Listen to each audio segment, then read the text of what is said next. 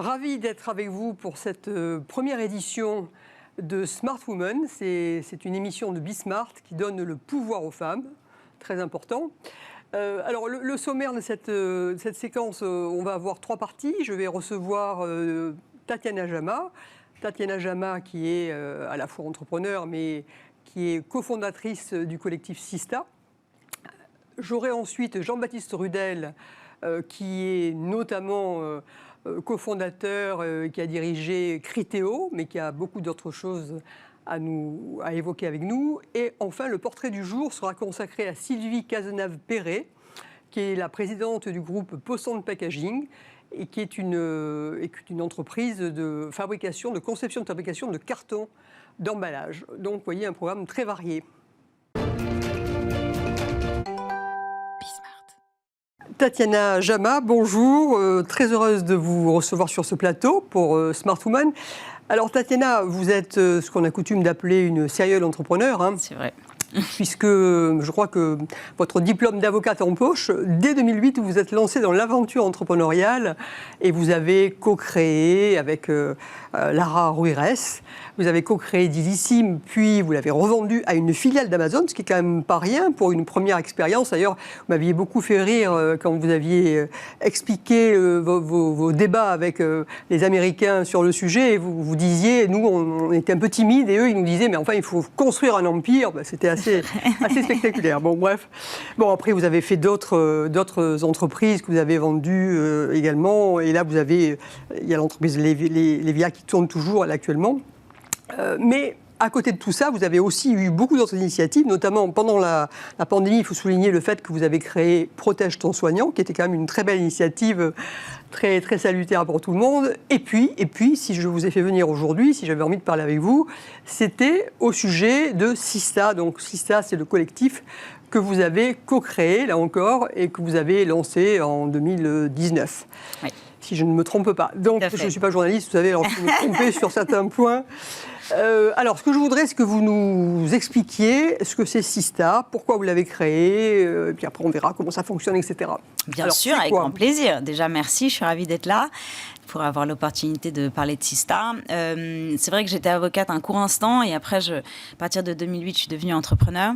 Je pense qu'au début de mes années d'entrepreneuriat, je n'avais pas forcément réalisé qu'être une femme entrepreneur, ce n'était pas si évident parce qu'on était passionnés avec mon associé et qu'on avait très envie de croire qu'on avait les mêmes chances que nos amis entrepreneurs hommes. Et ce qui s'est le passé... résultat final a été excellent. Non, mais vous avez bien sûr, je suis parcours, ravie de notre histoire et de ces 14 années d'entrepreneuriat où on s'est en même temps, je pense, beaucoup amusé. On a rencontré des gens assez incroyables, on a construit de très belles entreprises. Mais ce qu'on a réalisé en 2018, c'était que les choses n'avaient pas vraiment beaucoup évolué entre 2008 quand on avait commencé et 2018. Donc en 10 ans, on avait toujours les mêmes questions un peu absurdes. Et il y avait malheureusement une pauvreté intellectuelle autour du discours des femmes entrepreneurs parce qu'on manquait, selon moi, cruellement de data. Et donc, le problème autour, je pense en général des femmes, c'est que c'est un sujet qui est terriblement clivant. C'est vrai. Que chacun, en fonction de sa culture et de son histoire, a un avis qui n'est pas forcément le même. Et donc ce qu'on s'est dit, c'est qu'il fallait instaurer un peu de data. Oui. Et on a commencé en se disant qu'il fallait compter les femmes pour que les femmes comptent. Donc, on a réalisé la première étude sur le financement des femmes entrepreneurs en France et en Europe. Et ça, c'était en 2018-2019, où on a réalisé que les chiffres étaient dramatiques. Et c'est là où on a sorti les premiers chiffres, où on a réalisé que sur les 10 dernières années, il n'y avait que 2% de l'argent du venture, donc de l'argent qui finance l'innovation, qui avait été à des femmes entrepreneurs. Alors ça, c'est intéressant parce que quand on dit financement, souvent on pense que, ou l'argent, on pense que c'est l'épargne, que c'est du crédit classique, et c'est pas du tout ça. Vous êtes vraiment sur la partie levée de fonds, c'est-à-dire sur le capital, c'est-à-dire sur le nerf de la guerre pour lancer une entreprise. C'est là-dessus que vous avez surtout zoomé, parce que vous vous êtes rendu compte à quel point c'était 3%, 2-3% simplement, donc c'était vraiment incroyable. Que ça soit moins si qu'un peu. Pourboire.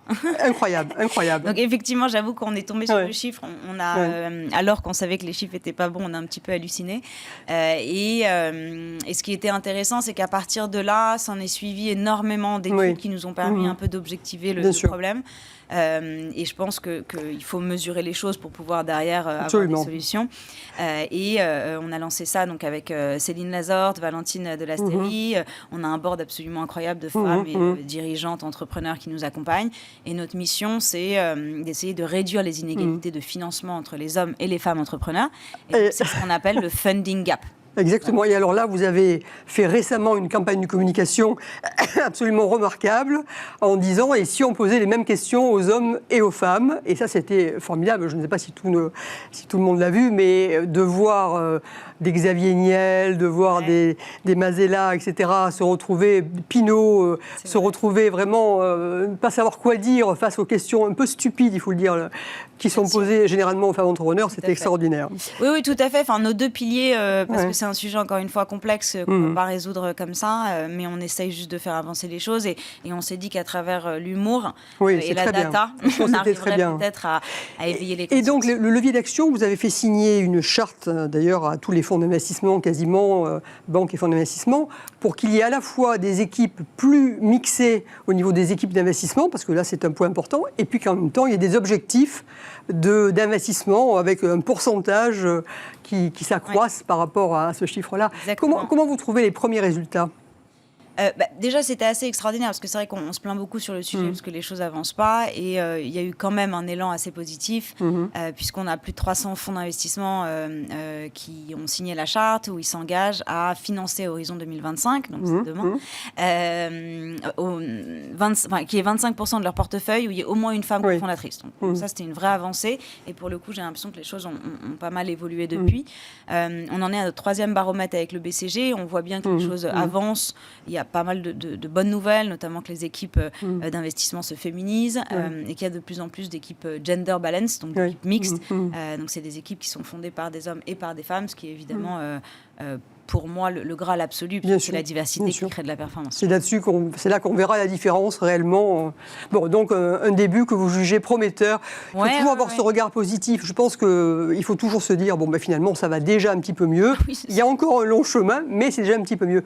Qu'est-ce que vous donnez comme conseil, finalement, alors, aux femmes qui se lancent Alors, moi, je trouve qu'en général, les femmes que je vois, que je mentor ou avec qui j'entreprends sont souvent assez exceptionnelles et je ne suis pas sûre qu'elles aient besoin de conseils. Et c'est vrai que souvent, quand on parle de femmes entrepreneurs, on a très envie de les mentorer. Ah oui, vous avez raison. Donc moi, j'ai passé ma vie à aller dans plein de salons, on poussait vers du mentoring alors qu'on ne poussait pas forcément mes amis entrepreneurs.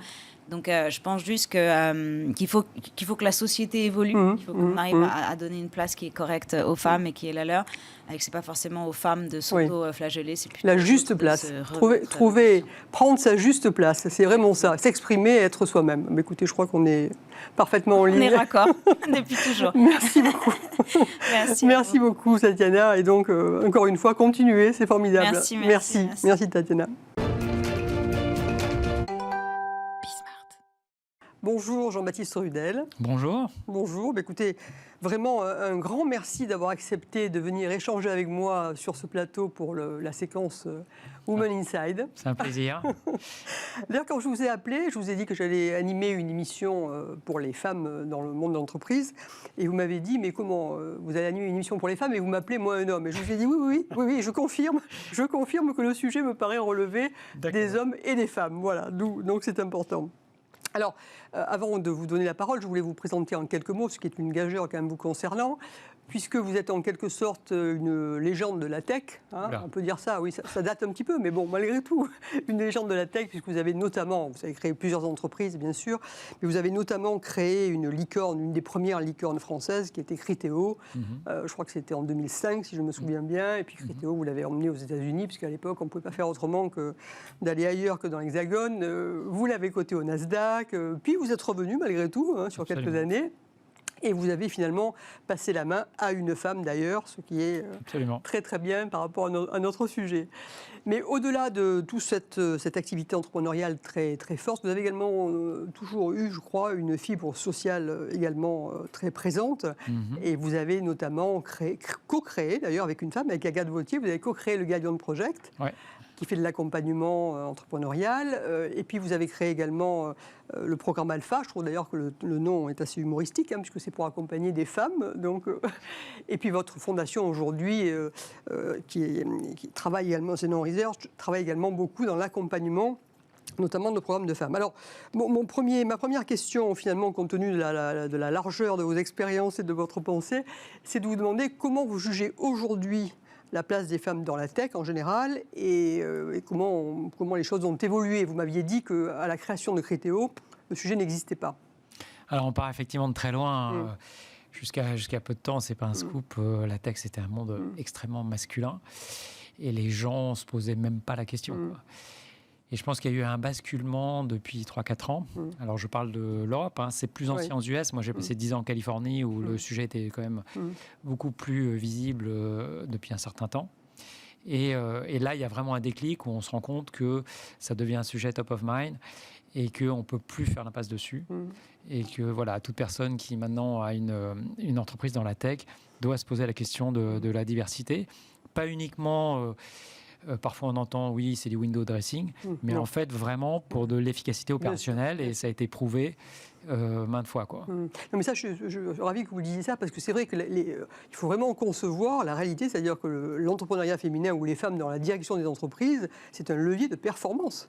Il y a un truc qui m'avait frappé, moi, qui a été un de mes déclics, c'est qu'on veut toujours promouvoir les meilleurs, c'est ça qui fait qu'une entreprise va vers l'excellence. Et quand vous avez des postes qui s'ouvrent, un homme qui a 30% des capacités, il va lever la main et va dire « ah bah moi oui ». Et une femme, si elle n'a pas 120% des capacités, elle n'ose pas. Quoi. Et là, on a un biais négatif. C'est pour ça que c'est très important d'avoir une action proactive là-dessus, parce que c'est ça qui va permettre d'avoir vraiment les meilleurs qui montent. Quoi. Bien sûr. Et cela, vous l'avez fait donc dans Criteo, Absolument. Et puis vous le faites également en programme d'accompagnement à côté. Dites-nous un petit peu comment ça se passe, comment vous voyez les choses au niveau des programmes d'accompagnement notamment, comment réagissent les jeunes femmes que vous accompagnez? Alors, j'ai effectivement eu 2 types de programmes. Un programme sur l'entrepreneuriat au féminin, où on se rend compte que, d'une certaine manière, ce qui fait les blocages, c'est dans la tête des gens, ils n'ont pas assez de rôle modèle. Quoi. Et un peu un cercle vicieux, comme il n'y a pas assez de femmes entrepreneurs qui sont très visibles, du coup, les femmes entrepreneurs n'osent pas se lancer et n'osent pas surtout être assez ambitieuses. Quoi. Et à l'époque, c'était les Français versus les Américains. Et là, et donc de plus en plus, maintenant qu'il y a des femmes qui font des beaux succès, c'est ça qui crée l'émulation. Donc il faut donner le déclic au départ. Oui, bien sûr. Et voilà, et moi je crois beaucoup à l'émulation là-dessus. Oui, quoi. Tout à fait, oui. Et l'exemple, quoi. Tout à fait. Et alors, ça, je trouve que c'est tout à fait... C'est vrai qu'il faut faire de plus en plus parler. D'ailleurs, je pense que l'émission, elle a cet intérêt, c'est de pouvoir faire parler sur le sujet, de faire parler des femmes entrepreneurs, de montrer toute la richesse de ce qu'elles peuvent développer. Alors, un point qui m'a également beaucoup intéressé dans votre parcours plus récent, c'est donc au niveau de votre fondation. Vous m'avez expliqué que vous financiez et vous accompagnez là aussi des projets, notamment portés par des femmes, mais qu'il y avait une partie qui était un petit peu de la recherche entre les liens entre émancipation économique des femmes et des sujets environnementaux qui vous tiennent à cœur également, donc décarbonation, entre autres. Qu'est-ce que ça donne, ça ? C'est assez étonnant, c'est que moi, par ailleurs, de manière complètement indépendante, je me suis beaucoup impliqué dans la transition climatique et beaucoup de problèmes écologiques. Et j'ai découvert, il y a tout un corpus de papiers de recherche, il y a une corrélation extrêmement forte entre le niveau d'émancipation des femmes et la capacité à lutter contre le changement climatique, à décarboner les économies. Donc on se rend compte que en fait, c'est un levier extrêmement puissant quand les femmes sont plus émancipées, et ça, on le voit dans tous les pays. Il y a plein d'indicateurs de bien-être. Le changement climatique en est un, la réduction de la violence, l'augmentation de l'espérance de vie, la santé, l'éducation. Et donc, quand on travaille sur l'émancipation des femmes, en fait, par effet ricochet, on améliore plein de choses. Et donc, je trouve que c'est extrêmement intéressant parce qu'il y a un effet démultiplicateur qui est absolument remarquable. Oui, c'est formidable. Écoutez, alors ça, vraiment, je pense que c'est le mot de la fin, parce que de se dire que toute cette action, elle est profitable pour tout le monde, elle est profitable pour la société. Absolument. Parce que souvent, on fait du sujet femmes un sujet qui est auto-centré sur les femmes. Ce n'est pas le seul sujet. Bien sûr, il y a une partie du sujet qui concerne l'épanouissement des femmes en tant que tel, mais je trouve que le sujet le plus intéressant, enfin, du moins vu sous l'angle où on l'approche tous les deux, c'est justement ce que ça apporte à la société. Moi, je l'avais vu au tout départ dans les organisations technologiques, quand dès qu'il y a les femmes dedans, le management est beaucoup plus fluide. Et on le voit au niveau de la société en temps global, quoi. Et donc, voilà pourquoi le sujet me tient vraiment à cœur. C'est formidable. Et donc, les programmes que vous développez permettent d'améliorer tout cela, donc c'est formidable. Merci beaucoup en tout cas. J'étais ravi, Jean-Baptiste. Merci. Merci, à bientôt. Bonne journée, au revoir. Au revoir. Bonjour Sylvie Cazenave-Perret. Bonjour. Bonjour Sylvie. Sylvie, je suis très heureuse bien sûr de vous retrouver sur ce plateau pour faire le portrait de l'entrepreneur, puisque c'est vous qui êtes la première entrepreneur dont je fais le portrait, j'en suis ravie.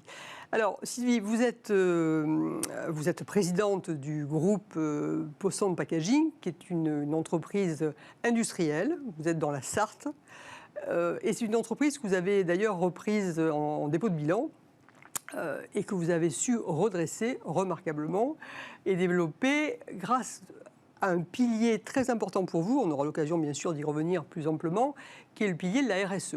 Et ça m'a particulièrement intéressé de voir la façon dont vous aviez dont vous aviez agi, managé tout au long de votre parcours dans cette société, par ce levier de la RSE notamment. Alors, avant de rentrer dans ce vif du sujet-là, je voudrais que vous nous présentiez bien sûr ce qu'est Posson Packaging aujourd'hui. Alors Posson Packaging, c'est une entreprise patrimoniale, familiale, qui fête ses 80 ans cette année. Ah oui. Donc moi, je suis un passeur dans cette histoire. Je ne suis pas issue de la famille d'industriels qui a fondé Posson Packaging, qui s'est orientée dans les années 70 vers de la fabrication d'emballages industriels en carton, imprimé en technologie offset. C'est une industrie qui est très demandeuse en ressources en termes de capitaux, puisque les technologies ont beaucoup évolué dans cette industrie. Et c'est une entreprise qui a donc déposé le bilan en 1994 et que j'ai rencontrée à cette occasion-là et que j'ai reprise à cette occasion. Voilà, mais alors là, votre parcours, il faut quand même qu'on en dise quelques mots parce que vous avez eu un parcours justement qui vous a amené à cette reprise qui est intéressant. Alors dites-nous ce que vous avez fait. J'ai fait une école de commerce de province, Audencia, à Nantes, et j'en suis très heureuse, très fière. Belle école qui partage de belles valeurs au niveau de la RSE et je pense que j'en suis restée finalement très imprégnée. Et puis j'ai travaillé dans la distribution et ensuite, après la distribution, je me suis orientée vers une carrière un peu étrange pour quelqu'un qui travaille dans la distribution. Je me suis orientée vers l'administration judiciaire parce que j'avais eu à rencontrer des entreprises en difficulté et c'était un sujet qui m'interpellait. Pourquoi l'entreprise chute et quels sont les ressorts de sa chute et quels peuvent être les ressorts de son redressement. Et c'est comme ça, de cette manière, en stage d'administrateur judiciaire, alors que je venais de valider ce stage, que j'ai décidé de passer aux travaux pratiques en quelque sorte et de rentrer dans cette entreprise à la demande de son actionnaire qui m'a engagée pour 1 an et ça fait 27 ans que je suis donc toujours c'est un pari réussi. Non, mais c'est intéressant, vous voyez, de se dire que des études d'administrateur judiciaire vous ont amené, c'est pas le parcours classique, vous ont amené par cette curiosité d'esprit et vous m'avez beaucoup parlé aussi du fait que vous aviez toute la veille réglementaire permet d'avoir des éléments après d'action de meilleur niveau, donc voilà. Enfin bon, donc vous êtes dans l'entreprise depuis 25-27 ans. Et puis vous l'avez reprise carrément rachetée avec un collectif de salariés, c'est ça, de cadres, en 2007. Et depuis, vous l'avez développée. Alors, vous m'avez dit, quand on a discuté ensemble, que finalement, cette réussite, parce que bon, c'est quand même pas évident, une entreprise industrielle, le carton, tout ce que vous avez expliqué, c'est pas facile de redresser véritablement une entreprise de cette nature-là. Et vous m'avez expliqué que c'était vraiment, vous aviez réussi à fédérer l'équipe que vous avez constituée, puisqu'il y a une nouvelle équipe, vous l'avez fédérée autour de cet objectif de RSE notamment, de responsabilité, de franchise et de clarté de dialogue. Enfin, il y a beaucoup de choses que vous avez utilisées pour fédérer autour de vous. Alors, c'est tout à fait exact, parce que cette formation, en fait, que j'ai eue dans le réglementaire m'a fait intégrer une bien meilleure compréhension des objectifs qui étaient au-delà du périmètre strict de production de l'entreprise, de ce que doit faire l'entreprise. Donc il y a le réglementaire, donc l'environnement, l'impact environnemental que représente une activité industrielle. Quand je suis rentrée dans l'entreprise, moi j'étais comme tout le monde en France, inquiète de rentrer dans l'industrie parce que qu'est-ce qui va se passer? J'avais à l'époque 4 enfants, donc j'avais pas du tout envie, dans mon parcours de vie personnelle, d'impacter l'environnement. J'avais aussi envie de conforter les salariés dans des conditions de travail honorables, normales. Enfin, ce qui me semblait être un critère d'attractivité et de pérennisation des métiers qui étaient compris dans l'entreprise. Donc, en fait, ces piliers qu'on appelle aujourd'hui ceux de la RSE, nous les avons mis en œuvre dès 1996. Vous étiez précurseurs. On était tout à fait précurseurs par les premières lettres d'engagement au niveau de la qualité, en apportant et en démontrant à notre actionnaire de l'époque, mais aussi aux institutions réglementaires autour de nous. Toutes les parties prenantes. Les parties prenantes, nos salariés et bien évidemment nos clients et nos fournisseurs, à qui à l'époque on devait beaucoup d'argent et que nous avons réussi à rembourser dans un délai extrêmement court. Toute cette success story... Avant même, il faut le souligner, avant même la date d'échéance normale. La date d'échéance. On avait 8 ans de délai de remboursement, on a remboursé en 4 ans et puis ensuite on a couru construire une nouvelle usine qu'on a intitulée notre usine idéale, dont on se propose en ce moment d'augmenter de moitié encore sa superficie, donc, et toujours en respectant la réglementation, en anticipant la réglementation. Cette année, nous allons intégrer ce qu'on appelle la notion d'entreprise à mission. On vient de tout à fait, c'est un scoop. On l'a validé hier et donc notre Assemblée Générale aura lieu fin juin et validera ce statut d'entreprise à mission. C'était important aussi pour nous, pour ces 80 ans et aussi pour moi, de laisser cette trace au niveau statutaire de ce qu'est l'entreprise et de ce qu'elle doit être. Au-delà des normes, c'est-à-dire que nous, dans notre engagement, c'est grâce aux normes aussi, parce que on se bat beaucoup en France contre ces normes qui peuvent être effectivement contraignantes à certains égards, bien sûr. Et parfois incompréhensibles. Mais nous, on y travaille pour en comprendre le sens, les anticiper et en faire des atouts différenciants de l'entreprise sur son marché, parce qu'à un moment ou à un autre, eh bien, ces normes qui sont précurseurs un peu des tendances fondamentales de notre vie en société, vont contribuer à la pérennisation de l'entreprise et c'est bien ce que j'attends. Mais je crois que justement, enfin, ce qui est impressionnant chez vous, vraiment, je trouve très, très admiratif, c'est que pour vous, c'est une vraie conviction. Et cette vraie conviction, vous l'avez depuis le début, à une époque où on n'en parlait pas, comme vous l'avez dit, et vous l'avez toujours, et ça a toujours été le fil qui a sous-tendu votre action. Donc c'est ça qui est absolument remarquable. Et je sais que vous êtes particulièrement furieuse, et je partage votre grand agacement quand certains disent « mais non, mais c'est du greenwashing, etc., tout ça n'existe pas ». C'est absolument faux. Enfin, il y a des entreprises qui ont des vraies convictions. La nôtre, oui, parce qu'on était certifié ISO 14001, qui est la grande en 2000, donc ça fait 22 ans. On vient de publier, on est en train d'écrire notre 8e rapport RSE et de publier notre 15e bilan carbone, donc année après année. Et ça, c'est pas juste une volonté de la direction, c'est un partage aussi, un apprentissage, une pédagogie de l'impact que représente notre activité sur nos salariés et sur l'environnement. Et ça nous permet de faire consensus autour de ces valeurs-là avec nos équipes. Et nous n'avons pas... alors on dit, le président Macron remet au centre l'attractivité de l'industrie sur le territoire français. Et c'est une chance. C'est un des premiers gouvernements qui s'occupe du sujet. On a eu les problèmes des gilets jaunes, mais qui sont liés directement à la désindustrialisation de nos territoires. Et nous y participons en redonnant du sens et en redonnant à notre entreprise cette attractivité qui est attendue par les gens qui viennent travailler. On n'a pas de problème pour recruter des jeunes gens, absolument pas. Combien de salariés vous avez actuellement ? Aujourd'hui, on a 115 salariés. 115 salariés. D'accord. Donc c'est une entreprise qui s'est beaucoup développée. On est revenu au nombre de salariés d'origine, mais on a beaucoup évidemment investi en technologie, en robotisation. D'ailleurs, vous faites partie, vous avez été sélectionné pour faire partie de l'Alliance des industries du futur. Hein, exactement, c'est bien ça. Oui, ça c'était un grand honneur qui nous a été fait.